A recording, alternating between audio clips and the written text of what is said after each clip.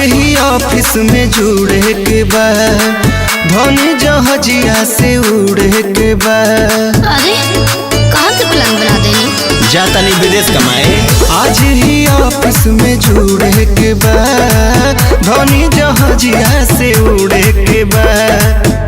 तनी बुझा बात रहो नजरे के सोझा तो हरदम चाहे नहीं हमरा धन, तोहरा बिना लागे न मन, गहरा न जाए सजन, तोहरा बिना लागे न मन, गहरा न जाए सजन।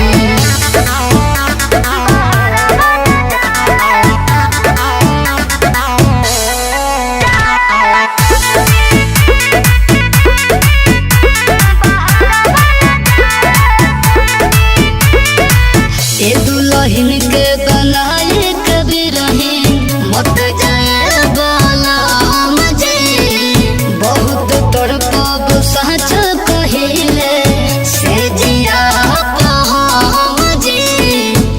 का करबू मजबूरी बा। पैसा कमाइब सुगनिया, खत्म हो जाए परेशानिया। ऐसे ना बोला तू बतिया ये प्यारी, नहीं घोटाई हो पानिया। विरह वियोग में प्यार के रोग में जहरे हर पल तन,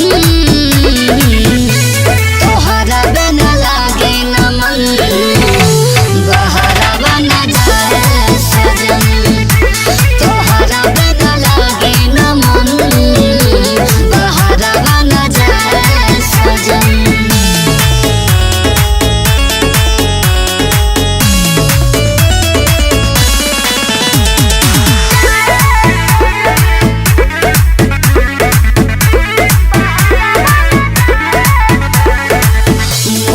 महरो कमैला के पिया बट जरूरत प्यार के, कैसे रहब सोना के कह छोड़ी अपन जोड़ीदार के, कैसे रह मन के मना ली हो।